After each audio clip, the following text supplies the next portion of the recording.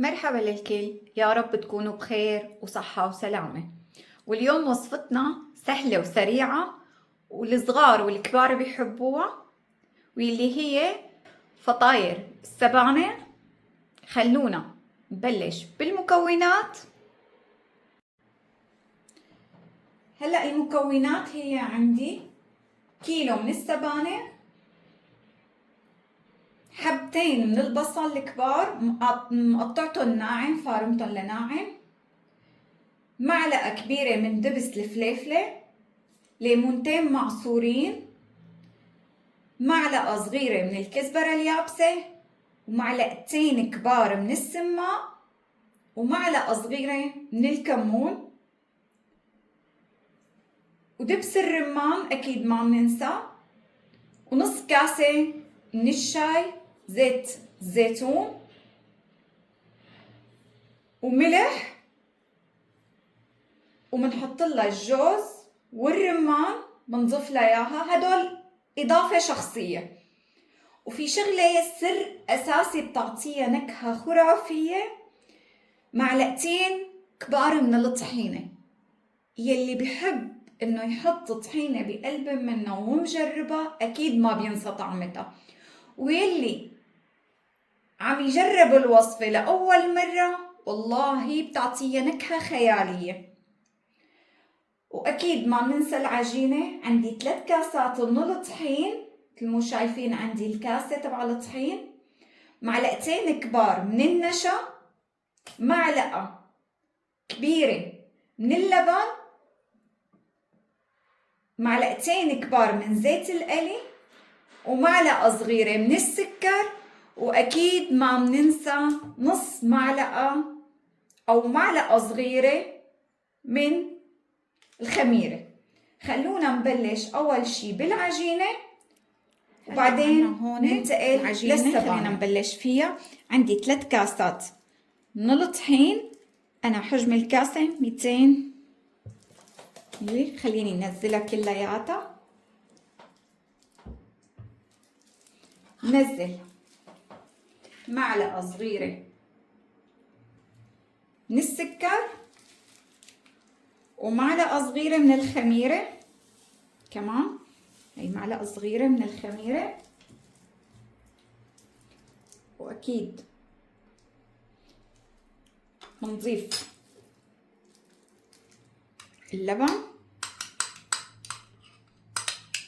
معلقة كبيرة، وعندي هون معلقتين كبار من النشا، هي أول معلقة. بنزل المعلقة الثانية كمان. هلا معلقة النشا بتعطيها قرمشة، وأنا بدي إياها مقرمشة، كتير بتطلع طيبة وقت بنعملها مقرمشة. وأكيد ما بننسى معلقتين زيت،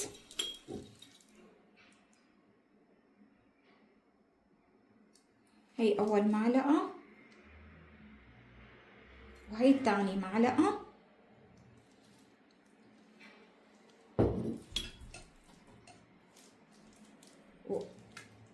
بنحركها منيح. أنا بدي إياها كلياتها تاخد الخميرة. وأكيد ما بننسى المعلقة الصغيرة تبع الملح. هلأ هون بنحركها منيح تتفرغل معي،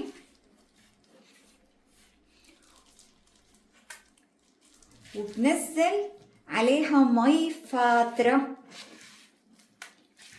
مي فاترة، ما بنزلها سخنة ولا بنزلها باردة، لأنه المي الفاترة بتفعل الخميرة عندي، والمي السخنة بتقتل الخميرة، والمي الباردة بتجمد الخميرة، ما بقى تخليها انه دغري تاخد مفعولة. بقى بدي اياها مي فاترة. هلا هيك بعد ما برغلت عندي نزل المي الفاترة.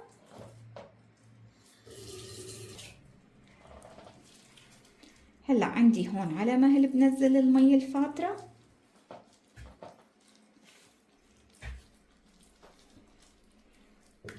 هلا بيجوز تاخد معي كاسة، بيجوز كاسة ونص، حسب الطحين يلي عندك. هلا بندعكها منيح. هلا في ناس بتحب انه تساويها بالعجانة وفي ناس على ايدها، بس هي ما بتاخد كتير وقت يعني 5 دقايق بنعجنها.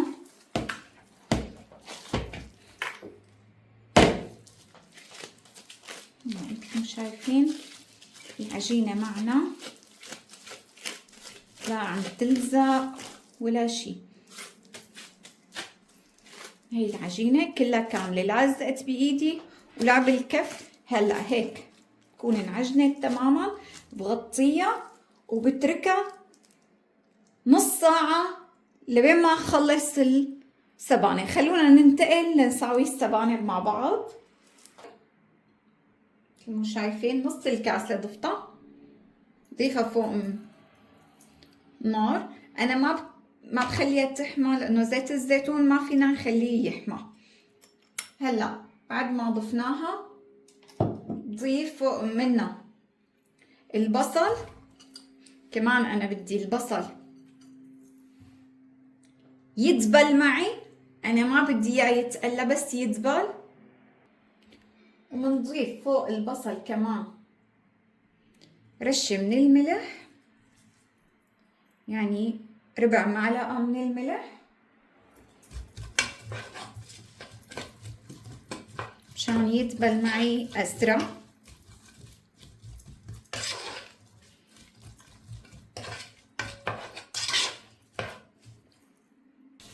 هلا بعد ما دبل عندي البصل نزل السبانخ المقطعة ومفرومة ومغسولة، نزلها شوي شوي لحتى تدبل عندي. انا بس بدي اياها تدبل.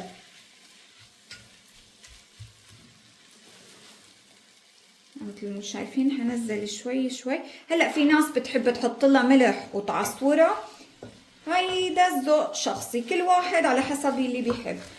بس جربيها بهالطريقة، لا بدها مجهود ولا بدها اي شي. نزليها على مهلك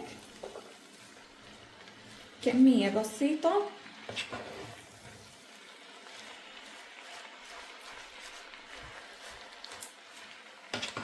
انا ما بغطيها لانه بيروح منها الخضار تبعه. مو شايفين دغري عم تدبل معي.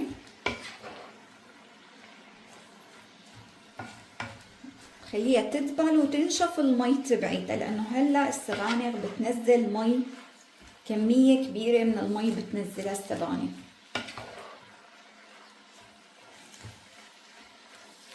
هلا شوف الكمية دغري عم تنزل معي، عم تهبط. نزل كمان كمية تانية. هلا مثل ما شايفين دبلت معي تماما، بس فيها مي. انا بستناها، شوفوا شلون فيها مي، هي بتشر مي بس لحتى تروح المي تبعيتها تنشف كليا المي بقيمة من عالنار. هلا حخليها بس تنشف المي تبعيتها. هلا الكمية كلياتها اللي كانت هي اللي بتطلع معنا، لسه بتقل اكتر بس لتروح المي تبعيتها. خليها تنشف المي تبعيتها وبعدين برجع لكم. بس في ملاحظة صغيرة، ما بغطيها طنجرة، بدي اياها تنشف المي، هي مفتوح الغطا، ما بغطي الطنجرة ابدا، لانه اذا غطيتيها بتصير تعطي سواد وانا ما بدي اتجنب. هلا بعد ما نشفت المي تماما عندي، طفي الغاز وبقيمة من على النار، لك ما في عندي مي ابدا. هلا بعد ما انتهى من على النار حنزلها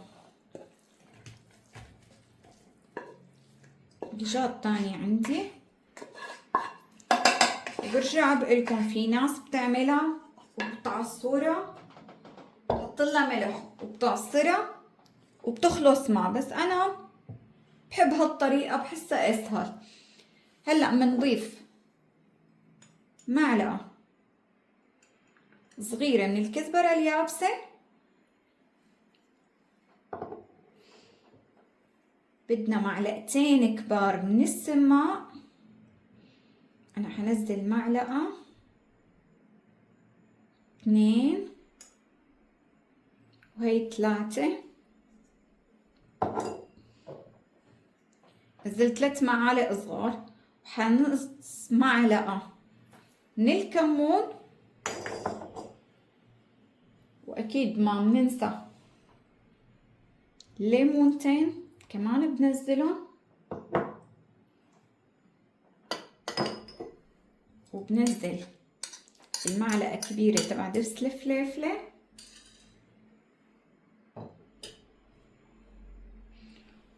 وعندي هون دبس الرمان حنزل معلقتين كبار، هاي معلقة،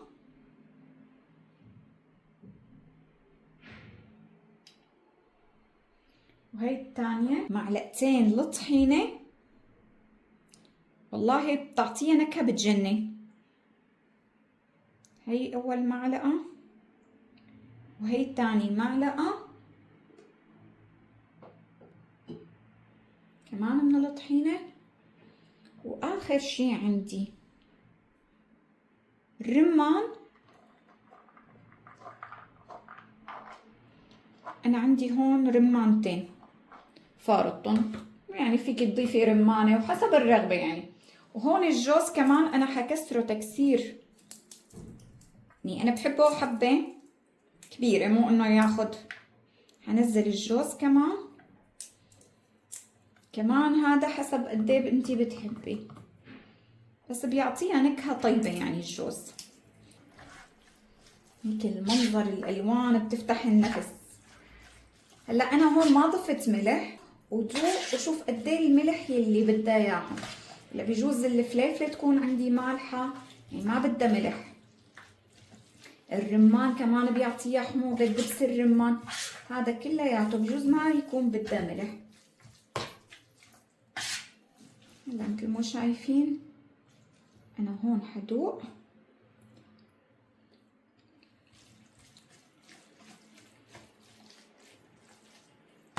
بدها نص معلقة من الملح، نص معلقة صغيرة، كلياتها تمام. ما عاد بدها أي شي، لا حموضة ولا بهارات ولا أي شي. مثل ما شايفين نتركها على جنب، خلونا نبلش نفرد العجينة ونمدها. هلا هي باردة، يعني مو انه تفكروا انه احتمال ما تكون باردة، لا دغري بتبرد معنا. يعني وقت تحطي اصبعتك انه تتحمليها خلص هي باردة. خلونا نبلش. هلا خلينا نبلش بمد العجينة. عندي اول شي انا هضيف هون على طاولة، ضيف الزيت، ادهن طاولتي كلياتها بالزيت مثل ما شايفين، دهنتها بقلب الزيت. برجع باخد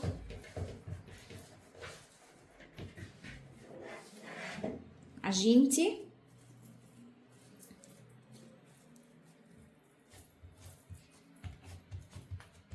انا دهنت العجينة كلياتها، ما بدهنها بالطحين لانه انا بدي اياها تكون شوي كرانشي.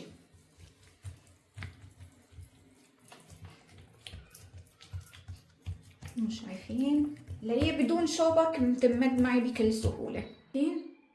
هاخد العجينة اللي عندي، حط كمية من الحشوة، بدي اعملها على شكل مثلث، باخدها من هون برد، باخدها من فوق وبشكلها على شكل مثلث مثل ما شايفين. العجينة مرنة وعم تتشكل معي بكل سهولة. خلينا نحطها على الصينية. نرجع ناخد دائرة، برجع باخد كمان من العجينة كمية مثل ما شايفين. أول شي بسكرها مثلث، برجع باخدها للنص بسكرها مع بعضها،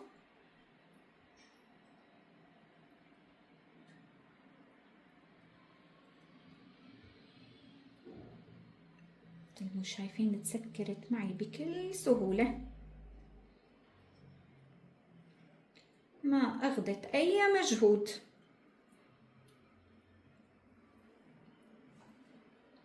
هلا هي أنا بدي أشويها بالفرن.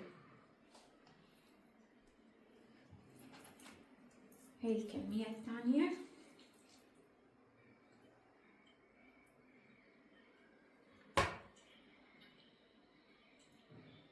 هلا برجع كمان بغطيها منيح، بسكرها من الطرفين، باخد الطرف هاد وبسكرها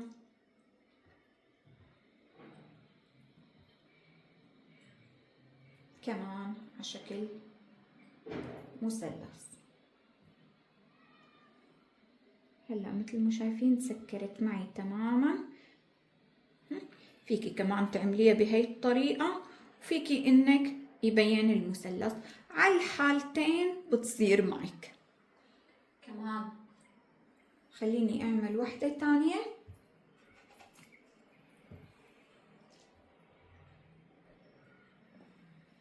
كمية هون انا بنزلها، باخد من هون يمين يسار بسكرها منيح مثل ما شايفين، برجع باخدها، بقدر سكرها بهالطريقة هيك، سكرها بسهولة. هي الطريقة الثانية يلي سكرت معي بكل سهولة، صار عندي مثلث فينا نبرزه وفينا نضبون لجوا. على الحالتين بتزبط تمام. خليني اساوي الكمية كلياتها وارجع لكم. بس قبل ما اساوي الكمية، هلا انا هون طلع عندي مي تمام، انا بكمش وبصفيها، بحطها بمصفاية او منخلة لحتى انه يصفى المي تماما، لانه بتفتح معي العجينة اذا كان فيها نسبة مي. خليني صفيها ونكمل الكمية وبرجع لكم.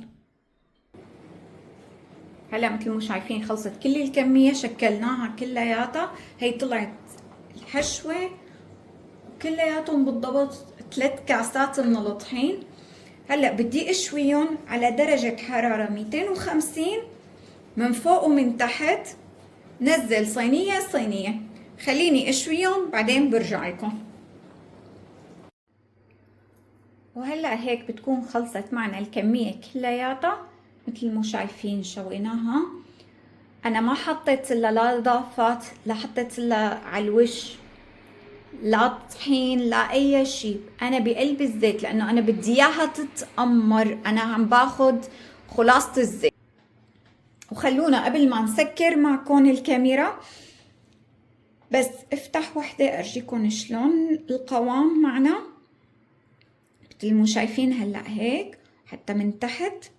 بسم الله. العجينة هشة وبتجنن، ان شاء الله تعجبكم وصفتنا. لا تنسونا من اللايك والشير والسبسكرايب، وسلام.